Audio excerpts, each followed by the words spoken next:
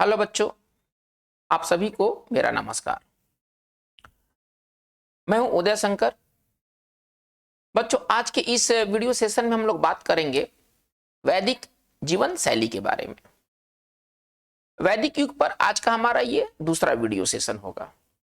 पिछले video session में हम लोगों ने बात किया था वैदिक साहित्य को लेकर के, जिसमें कि वेद, उपनिषद, आरण्यक और ब्राह्मण ग्रंथ के बारे में चर्चा किया गया था।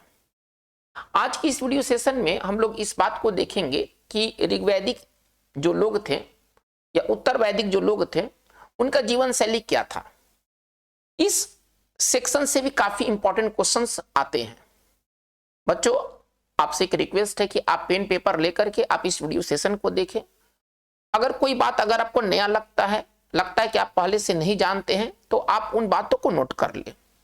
इससे आपको ऑब्जेक्टिव सवाल बनाने में काफी मदद मिलेंगे। चलिए, आपने इस वीडियो सेशन की शुरुआत करते हैं। सबसे पहले कि हम लोग ये जानेंगे कि आर्य का भारत में आगमन कहां से हुआ था, मतलब कि भारत में आर्य कहां से आए थे। कई लोगों ने कई तरह के मत दिए हैं। जैसे कि मैक्स मूलर का कहना है कि आर्य जो थे वो मध्य एशिया से बिलोंग करते थे। ये मध्य एशिया से विभाजित होकर के उनका एक सेक्शन जो था वो भारत की ओर आया था। बाल गंगाधर तिलक का मानना है कि उत्तरी ध्रुव से भारत में आए थे। इन्होंने अपने आर्कटिक होम ऑफ वेदास में इन्होंने इस बात का चर्चा किया है कि जो आर्य का जो मतलब आर्य जो थे वो भारत में उत्तरी ध्रुव से आए थे। जबकि दयानंद सरस्वती ने अपने पुस्तक सत्यार्थ प्रकाश में ये बताया था कि आर्य का जो मूल निवास था वो तिब्बत था, वो तिब्बत से भारत में आए थे। पेनका ने कहा कि ये जर्मनी से भारत की ओर आए, जबकि गाइल्स ने कहा कि ये हंगरी से भारत की ओर आए। यानी कि ये सभी विद्वान हैं और इनके ये मतलब भारत में आर्यों का आगमन का सिद्धांत है कि मतलब कौन से विद्वान क्या मानते हैं। हालांकि मत सबका एक नहीं है, फिर भी हमें ये मानते हैं सबसे सर्वाधिक इसमें जो हम लोग वैल्यू देते हैं या सबसे अधिक यह विश्वास किया जाता है कि जो आर्य थे वो मध्य एशिया से ही वो भारत के अंदर आए थे। चलिए, कुछ और विद्वानों के बारे में देखा जाए। नेहरिंग एवं गार्डन चाइल्ड ने माना था कि ये दक्षिणी रूस से भारत में आए थे। जबकि अविनाश चंद्र दास, एसी दास है ना, एसी दास ने माना था कि ये सप्त संध्या प्रदेश से भारत में इंटर किए थे। तो ये जो इंपॉर्टेंट ये सेक्शन है, इसमें कई बार सवाल पूछता है कि किसने माना था कि जो तिब्बत था वो भारत वो आर्यंस का होम प्लेस था, या किसने माना था कि मतलब उत्तरी ध्रुव से जो आर्यंस थे वो भारत के अंदर आए थे। तो ये सारी इसमें कम से कम आपको 3 नाम जरूर याद रखना चाहिए। भारतीय संदर्भ में दयानंद सरस्वती, बाल गंगाधर तिलक और मैक्स मूलर का जो ये मानना है कि आर्यंस जो थे वो मध्य एशिया से भारत में थे, इसको सर्वाधिक मतलब कि महत्व दिया जाता है। चलिए, अब हम लोग बात को आगे देखते हैं। आरंभिक आर्यों का जो निवास कहां कहां था, तो पूर्वी अफगानिस्तान क्षेत्र में, पाकिस्तान और भारत के पंजाब और हरियाणा में। यानी कि आर्यंस के जो बसने का जो एरिया था उसमें अफगानिस्तान, पाकिस्तान और भारत के क्षेत्र शामिल थे। चलिए, बात को हम लोग आगे देखते हैं। दस्यु इस देश के मूल निवासी थे जिनको आर्यंस ने पराजित किया, उनको भगाया और इस देश के वो मूल नागरिक बन बैठे। ठीक है। आर्यों को भारत में सफलता के क्या कारण थे, मतलब आर्यंस जो थे वो भारत में क्यों सफल हुए थे, इसके पीछे उनका घोड़ा, रथ और कांसे के बेहतरीन हथियार का प्रयोग था। ये चीज वो उस समय भारत के जो मूल निवासी थे दस्यु, उनको इन बातों की जानकारी नहीं थी। जबकि आर्यंस जो थे घोड़े के प्रयोग में, रथ के प्रयोग में और कांसे के बेहतरीन हथियार के प्रयोग में ना वो काफी माहिर थे और इनके बदौलत वो भारत में सफल हुए थे। इसके बाद एक बहुत इंपॉर्टेंट युद्ध की चर्चा की जाती है ऋग्वैदिक काल में, है ना, उसको कहते 10 राज्य युद्ध। ठीक है ना। इसमें 10 राजाओं और के बीच युद्ध हुआ था और ये युद्ध बहुत इंपॉर्टेंट है, इस पर काफी सवाल आते हैं। पुरुषनी नदी, जिसको आप वर्तमान में रावी नदी के नाम से जाना जाता है, पुरुषनी नदी के तट पर यह युद्ध लड़ा गया था। अब ये 10 राज्य युद्ध में कौन कौन से शामिल थे, चलिए इसको थोड़ा सा देखते हैं। पॉइंट नंबर 6 में 10 राज्य युद्ध जो था वो भरत कबीला, जिसका प्रधान था सुदास, यानी कि कबीला, ये एक तरफ थे भरत कबीला, भरत व्यक्ति नहीं, कबीला का नाम था भरत, एवं 10 राजाओं के संगठन जिसका प्रधान जो था वो था पुरुकुप्स के बीच हुआ था। यानी कि 10 राजा एक तरफ, 10 राजाओं का संगठन एक तरफ और भरत कबीला एक तरफ, आप ऐसा समझिए, यानी कि 10 राजाओं वर्सेस भरत कबीला। के बीच ये युद्ध हुआ था। ये युद्ध कहाँ लड़ा गया था तो बहुत इंपॉर्टेंट है, पुरुषनी नदी के तट पर लड़ा गया था, जिसका वर्तमान नाम रावी है। ठीक है, चलिए, जिसमें भरत कबीला की विजय हुई थी। इस 10 राग युद्ध में भरत कबीला ने 10 राजाओं के संगठन को पराजित किया था। पराजित जनों में पुरुजन सबसे महान थे। जो उसमें पराजित जो 10 राजाओं का संगठन था उसमें पुरुजन जो थे वो सबसे महान थे। और भरत कबीला के नाम पर इस देश का नाम भारत पड़ा। भारत का नाम किस पर पड़ा है तो कई लोग कहते कि भरत व्यक्ति नहीं, भरत कबीला, कबीला का नाम था भरत। ठीक है ना, कोई भरत कोई व्यक्ति नहीं था, ये कबीला का नाम था भरत, जिसके नाम पर भारत देश का नाम पड़ा। चलिए, भारत का नाम इंडिया यूनानियों ने दिया। ठीक है ना, ये यूनानियों की देन है। हिंदुस्तान की संज्ञा अरब वालों ने दिया, यानी कि हिंदुस्तान, भारत को हिंदुस्तान कहा अरब वालों ने, भारत को यूनानियों ने क्या कहा, इंडिया कहा। अच्छा, तो ये सब इंपॉर्टेंट बात है। और भरत कबीला के नाम पर इस देश का नाम भारत पड़ा। ठीक है, चलिए बात को हम लोग आगे देखते हैं। ऋग्वैदिक काल की जानकारी का एकमात्र साधन साहित्यिक स्रोत है। देखिए, हड़प्पा काल से ये जो ऋग्वैदिक काल है एकदम डिफरेंट है। हड़प्पा जो सभ्यता थी एक नगरीय सभ्यता थी, जबकि ऋग्वैदिक सभ्यता एक ग्रामीण सभ्यता थी। हड़प्पा काल के जानकारी के कई साक्ष्य हैं, कई माध्यम है ना, मुहर है, मृदभांड है ना, कई तरह की मूर्तियां हैं, जिससे कि हड़प्पा वहां का नगर योजना है। तो कई तरह की जानकारियां हैं, जानकारियों के स्रोत हैं हड़प्पा सिंधु सभ्यता के बारे में। जबकि ऋग्वैदिक काल के बारे में हम जो कुछ भी जानते हैं उसका एकमात्र साहित्यिक स्रोत वेद है। ठीक है ना, तो वेद मतलब आर्यंस के बारे में हम जो कुछ भी जानते हैं वो वेद से जानते हैं। ये इंपॉर्टेंट बात है, बहुत इंपॉर्टेंट बात है कि ऋग्वैदिक काल की जानकारी हमें कहां से प्राप्त होती है तो साहित्यिक स्रोत से। और साहित्यिक स्रोत में कौन से स्रोत, तो वेद। हमको ये दिमाग में रखना है। 1400 बीसी के है ना बोगसगोई एक एशिया माइनर में जगह है। ठीक है ना, कि अभिलेख में ऋग्वैदिक काल के देवता कौन कौन थे पिछले वीडियो सेशन में बताया गया था। इंद्र, वरुण, मित्र तथा नासात्य का, ठीक है ना, उल्लेख मिलता है। ठीक है ना, बहुत इंपॉर्टेंट बात है कि बोगसगोई मतलब अभिलेख में किन किन ऋग्वैदिक काल के देवताओं का जिक्र मिलता है। उसमें शामिल है इंद्र, वरुण, मित्र और नासात्य। ठीक है ना, ये देवता हैं जो कि बोगसगोई अभिलेख में इनका नाम आता है। चलिए हम लोग आगे देखते हैं। ऋग्वेद की अनेक बातें, ठीक है ना, ईरानी भाषा के प्राचीनतम ग्रंथ अवेस्ता से मिलती है। क्योंकि ईरानियों का जो वहां का जो पारसी जो था ना वो मूल धर्म था। अब पारसी वहां से भाग गए, हटा दिया गया, भगा दिया गया, लेकिन ईरान का जो मूल धर्म था वो पारसी था, मुस्लिम नहीं था, जो कि आज वर्तमान समय में मुस्लिम है। तो पारसियों का जो धार्मिक ग्रंथ जिंद अवेस्ता है। तो ऋग्वेद में और अवेस्ता में काफी समानताएं हैं। ऋग्वेद की बहुत सारे अवेस्ता में देखने को मिलती है। यही बात कहा गया पॉइंट 12 में कि ऋग्वेद की कई बातें, अनेक बातें ईरानी भाषा के प्राचीनतम ग्रंथ अवेस्ता से मिलती है। चलिए, ऋग्वैदिक समाज कैसा समाज था तो पितृतंत्रात्मक समाज था। देखिए, हड़प्पा सभ्यता में हम लोगों ने क्या देखा है कि वहां पर मातृ प्रधान है, वहां का समाज मातृ प्रधान है, पितृ प्रधान नहीं है।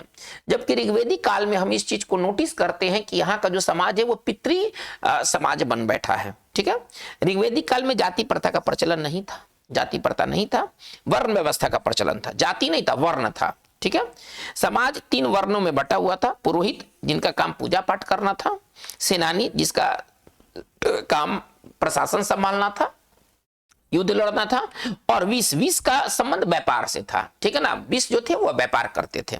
बहुत इंपॉर्टेंट बात है कि विष का क्या काम था ऋग्वैदिक काल में, तो ये व्यापार का काम करते थे।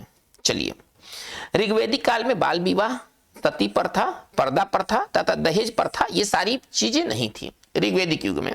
मतलब इसका मतलब है कि ऋग्वैदिक काल में महिलाओं को एक सम्मानजनक स्थिति प्राप्त था। ऋग्वैदिक काल में दास प्रथा तथा संयुक्त परिवार की प्रथा प्रचलित थी। ठीक है ना, वहां पर दास प्रथा, उस समय दास प्रथा था। अच्छा, जो परिवार जो थे वो एकल ना होकर के संयुक्त रहा करते थे। ऋग्वैदिक काल में प्रचलित विवाह कौन कौन से विवाह हैं भाई, बहुत इंपॉर्टेंट है, ये एग्जाम्स में कई बार पूछा है। अनुलोम विवाह और प्रतिलोम विवाह। अनुलोम विवाह में क्या होता था कि उच्च वर्ग का पुरुष तथा निम्न वर्ग की स्त्री के बीच विवाह होता था। प्रतिलोम विवाह में क्या होता था कि उच्च वर्ग की स्त्री एवं निम्न वर्ग का पुरुष इसको प्रतिलोम विवाह कहते थे। पुरुष निम्न वर्ग, स्त्री उच्च वर्ग, प्रतिलोम विवाह। अनुलोम विवाह क्या था कि उच्च वर्ग का पुरुष और निम्न वर्ग की महिला या स्त्री के बीच जो विवाह होता था वो अनुलोम विवाह कहलाता था। तो इससे कई बार सवाल पूछे गए हैं कि अनुलोम विवाह क्या होता है और प्रतिलोम विवाह क्या होता है। चलिए बात को आगे देखा जाए। ऋग्वैदिक लोगों का मुख्य पेशा क्या था? पशुपालन था। ये पशु चरवाहा, ये चरवाहा जीवन शैली जीते थे। जो ऋग्वैदिक जो लोग थे, आरंभिक इनका जीवन कैसा था? तो आरंभिक जीवन इनका चरवाहा था। जबकि कृषि इनके लिए कोई महत्व का पेशा नहीं था, सेकेंडरी पेशा था। ज्यादा ये महत्व देते थे पशुपालन को। चलिए, ऋग्वैदिक लोगों की खेती की अच्छी जानकारी थी। हालांकि उनकी खेती की अच्छी जानकारी थी, कृषि उनका मुख्य पेशा नहीं था, लेकिन उन्हें खेती की अच्छी जानकारी थी। उन्हें विभिन्न ऋतुओं की भी जानकारी थी, सीजन है ना, किस सीजन में क्या बोया जाता है, इसकी जानकारी उन लोगों को थी। आगे देखते हैं। आर्यों की अधिकांश लड़ाइयां गायों को लेकर होती थी। ठीक है ना, ये बहुत इंपॉर्टेंट बात है कि किन चीजों को लेकर के आर्य आपस में लड़ा करते थे, तो उसका उनके जो लड़ाई का मुख्य कारण गाय होती थी। ऋग्वैदिक काल में भूमि निजी संपत्ति नहीं होती थी, जो कि आज के संदर्भ में है कि भूमि आपकी एक निजी संपत्ति है।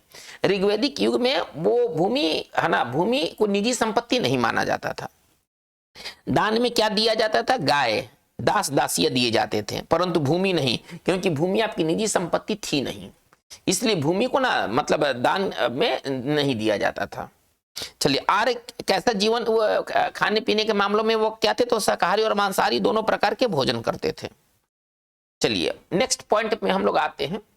ऋग्वैदिक काल में मृतक, जो मरने वाले जो लोग थे, इनको प्रायः है ना अग्नि में जलाया जाता था, जो कि प्रथा आज भी वही है। कभी कभी इनको दफनाया भी जाता था। ठीक है। ऋग्वैदिक काल में सभा और समिति राजा को सलाह देने वाली संस्था थी। दो संस्थाएं थी, एक सभा थी और एक समिति थी। सभा में उच्च वर्ग के लोग है ना, श्रेष्ठ एवं संभ्रांत लोगों की संस्था थी। सभा में कौन से लोग होते थे? तो इसमें श्रेष्ठ और संभ्रांत मतलब अमीर। संभ्रांत नहीं समझ में आता है तो आप अमीर समझिए, अमीर लोगों की संस्था थी। जबकि समिति जो थी वो सामान्य जनता की वो संस्था थी, सामान्य जनता उसकी प्रतिनिधित्व करती थी।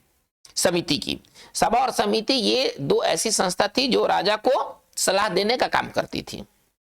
चलिए, स्त्री का स्थिति अभी क्या बताया गया है कि ऋग्वैदिक युग में स्त्रियों की बहुत अच्छी स्थिति थी, तो स्त्रियां सभा और समिति में भाग ले सकती थी। ठीक है ना, उस समय की जो दो संस्थाएं थी, राजनीतिक संस्था सभा और समिति, उसमें स्त्रियां भाग ले सकती थी। उत्तर वैदिक काल के अध्ययन के लिए, अब उत्तर देखिए, अभी बात हुआ है कि ऋग्वैदिक काल के बारे में हमें जानकारी किन चीजों से मिलती है? तो वेद से मिलती है। एकमात्र वेद साहित्यिक स्रोत है जो कि हमें ऋग्वैदिक लोगों की जीवन शैली के बारे में जानकारी देती है। उत्तर वैदिक काल के अध्ययन के लिए है ना कुछ मृदभांड पाए गए हैं, जिसको चित्रित धूसर मृदभांड कहा गया है, और एक इंपॉर्टेंट साक्ष्य है उत्तर वैदिक काल के जीवन शैली के बारे में जानने के लिए। ठीक है, उत्तर वैदिक काल में पशुपालन की जगह कृषि प्रमुख पेशा बन गया। अब यहां पर थोड़ा सा शिफ्टिंग हुआ है। जो पशुपालन ऋग्वैदिक काल में मुख्य पेशा था, अब उस जगह पर कृषि उत्तर वैदिक काल में, उत्तर वैदिक काल की जो पीरियड है वो 1000 बीसी से 600 बीसी के बीच है, जबकि ऋग्वैदिक पीरियड जो है वो 1500 बीसी से लेकर के 1000 बीसी तक है। तो उत्तर वैदिक काल में जब हम आते हैं तो देखते हैं कि इनके जीवन शैली में कुछ परिवर्तन हुआ है। क्या हुआ है? तो पशुपालन की जगह कृषि मुख्य पेशा बन गया है। अच्छा, आगे क्या है? उत्तर आमतौर पर लौह प्रौद्योगिकी युग, आयरन एज है ना, की शुरुआत उत्तर वैदिक काल से माना जाता है। यानी कि ऋग्वैदिक काल के लोगों को लोहा का ज्ञान नहीं था। आप ऐसा समझिए, ऋग्वैदिक काल के लोगों को लोहा का ज्ञान नहीं था, जबकि उत्तर वैदिक काल के अंत समय में लोगों को लोहा का जानकारी मिला, अंत समय में। ठीक है ना, भारत में माना जाता है कि 800 बीसी के आसपास लोहा का मतलब साक्ष्य मिला है ना। मतलब भारत में लोगों को लोहा की जानकारी कब हुई? तो लगभग 800 बीसी के आसपास भारतीय लोगों को लोहा की जानकारी हुई। तो उत्तर वैदिक काल के अंत भाग में, ठीक है ना, मतलब लोगों को लोहा की जानकारी प्राप्त हुई। उत्तर वैदिक काल में यज्ञ का महत्व अधिक बढ़ गया। देखिए, ऋग्वैदिक काल में जो यज्ञ होते थे वो सिंपल होते थे, उसमें बहुत लंबा चौड़ा यज्ञ नहीं होता था, उसमें पुरोहित की आवश्यकता नहीं होती थी। लेकिन अब बड़े बड़े यज्ञों का आयोजन होने लगा, पूजा विधि जटिल हो गई और पुरोहितों का जो यज्ञ कराते थे उनका महत्व काफी बढ़ गया। तो इस समय क्या हुआ था, उत्तर वैदिक काल में यज्ञ का महत्व अत्यधिक बढ़ गया था। महिलाओं के संपत्ति के अधिकार के संदर्भ में ये जानकारी सबसे पहले हमें कहां मिलती है? महिलाओं के संपत्ति पर अधिकार संबंधी सबसे पहले हमें जानकारी मिलती है याज्ञवल्क्य स्मृति से। याज्ञवल्क्य स्मृति सबसे पहले महिलाओं का संपत्ति पर अधिकार से संबंधित हमें जानकारी देता है। ठीक है, याज्ञवल्क्य स्मृति पर 2 टीकाएं लिखी गई हैं। 2 टीकाएं लिखी गई हैं, एक का नाम है मिताक्षरा और एक का नाम है दयाभाग। ये 2 टिप्पणियां हैं जो कि याज्ञवल्क्य स्मृति के ऊपर लिखा गया है। ठीक है ना, ये कमेंट्री, टीका का मतलब कमेंट्री। मिताक्षरा के लेखक जो है विज्ञानेश्वर हैं और दयाभाग के लेखक जो है जीमूतवाहन है। ये एग्जामिनेशन के लिए बहुत बहुत इंपॉर्टेंट, आप ऐसे समझिए, ये मिताक्षरा और जो दयाभाग है और इनके लेखक एग्जाम्स में बहुत बार पूछा गया है। चलिए, सर्वप्रथम जाबालोपनिषद में 4 आश्रम, 4 आश्रम कौन कौन है? ब्रह्मचर्य है, गृहस्थ है, वानप्रस्थ है और सन्यास का विवरण मिलता है। सबसे पहले इन जो 4 आश्रम का हमें विवरण कहां प्राप्त होता है? तो वह है जाबालोपनिषद से हमें प्राप्त होता है। ठीक है, चलिए अब हम लोग देखेंगे कि ऋग्वेदिक काल में जो शब्द इस्तेमाल होते थे वो किनको वो इंडिकेट करते थे। यानी कि जो ऋग्वेदिक युग में जो कुछ ऐसे शब्दावलियां हैं जिनको आपको जरूर जानना चाहिए। ये एग्जामिनेशन में बार बार पूछे जाते हैं कि इस शब्दावली का क्या अर्थ है। जैसे कि कुलप, कुलप किसको कहा जाता था? तो परिवार का मुखिया जो आमतौर पर पिता होते थे। ठीक है ना, तो कुलप क्या किसको रेफर करता है? कुलप किसको बताता है? तो पिता, परिवार के मुखिया को बताता है। चलिए, अमाजु किसको कहते थे? ऋग्वेदिक युग में अमाजु किसको कहा जाता था? तो आजीवन अविवाहित रहने वाली कन्या को अमाजु कहा जाता था। चलिए आगे देखा जाए, भीषज किसको कहा जाता था? वैद्य, जो कि आज हम लोग मेडिसिन क्षेत्र से जुड़े हुए लोगों को वैद्य कहते हैं। उस समय ना वो वैद्य के लिए किस शब्द का इस्तेमाल होता था? भीषज शब्द का इस्तेमाल होता था। गोप कौन होते थे ऋग्वेदिक काल में या वैदिक काल में? गोप कौन होते थे? तो कबीला का राजा, कबीला के राजा को गोप कहा जाता था। इसी तरह निष्क का इस्तेमाल किस रूप में होता था? तो सोना के आभूषण के रूप में निष्क का प्रयोग होता था। दुहिता किसको कहा जाता था? पुत्री को कहा जाता था। क्यों पुत्री को दुहिता कहा जाता था? तो कारण दिया गया है क्योंकि वही गाय दूहती थी। गाय दूहने का काम घर की पुत्री करती थी, इसलिए पुत्री को क्या कहा गया है ऋग्वेदिक युग में? दुहिता कहा गया है। चलिए, अष्टकर्णी या अघन्या, ये बहुत इंपॉर्टेंट है और एग्जाम्स में ना ये बहुत बार पूछा गया है कि अघन्या किस जानवर को कहा जाता था? तो गाय को। और अघन्या का मतलब क्या है ना? वध न करने योग्य। अघन्या का मतलब क्या है? वध न करने योग्य। ठीक है ना, तो गाय के लिए जिस शब्दावली का इस्तेमाल हुआ है उसमें 2 शब्द है, एक है अष्टकर्णी और एक है अघन्या। अघन्या ये जो वर्ड है ना, ये एग्जामिनेशन दृष्टिकोण से बहुत इंपॉर्टेंट है। चलिए हम लोग आगे बढ़ते हैं। अयस, अयस शब्द का प्रयोग किसके संदर्भ में हुआ है? तो तांबा या कांसा। तक्षण जो वर्ड है वह बढ़ई के लिए आया है। अनस शब्द जो आया है वह बैलगाड़ी के लिए आया है। कीवास शब्द हलवाहा के लिए आया है। द्विज किसको कहा जाता था? है ना, पहले के समय में द्विज किसको कहा जाता था? तो ब्राह्मण, क्षत्रिय और वैश्य को ना द्विज कहा जाता था। इसमें शूद्र शामिल नहीं है। द्विज का मतलब है दोबारा जन्म लेने वाला। ठीक है ना, दोबारा जन्म लेने वाले को द्विज कहा जाता था। तो ब्राह्मण, क्षत्रिय और वैश्य के लिए अलग अलग एज निर्धारित किए गए हैं। जब उनका उपनयन संस्कार होता था तो ब्राह्मण का एज अलग था, क्षत्रिय का एज अलग था और वैश्य का एज अलग था। इसकी जानकारी आपको अगले वीडियो सेशन में दिया जाएगा। चलिए, पणि किसको कहा जाता था? तो पशुओं की चोरी करने वाले व्यापारी को पणि कहा जाता था। ठीक है, चलिए, और बलि क्या होता था? वैदिक काल में बलि क्या होता था? तो एक कर होता था। शुरू में ये एक स्वेच्छाचारी कर था, मतलब इच्छा आया तो राजा को कर दे दिया गया, कंपलसरी नहीं था। लेकिन यही उत्तर वैदिक काल में जो बलि हो गया, एक कंपलसरी कर बन गया, जो कि कुल उपज का 1/16वां भाग के रूप में दिया जाता था। यानी कि बलि किसको इंडिकेट करता है, किसको रेफर करता है? तो कर, टैक्स को। ठीक है, तो बच्चों वैदिक जीवन शैली के बारे में ये इतनी सी बात हुई। ये सेशन काफी इंपॉर्टेंट है आपके एग्जामिनेशन पॉइंट ऑफ व्यू से। तो वैदिक सेशन का आज का हमारा दूसरा वीडियो की बात यहीं तक रहेगी। बच्चों, आपको अगर ये वीडियो पसंद आया हो तो आप इसे लाइक करें, सब्सक्राइब करें, अपने हित मित्रों के बीच इसे शेयर करें। आज की बात बस इतना ही। Thank you very much.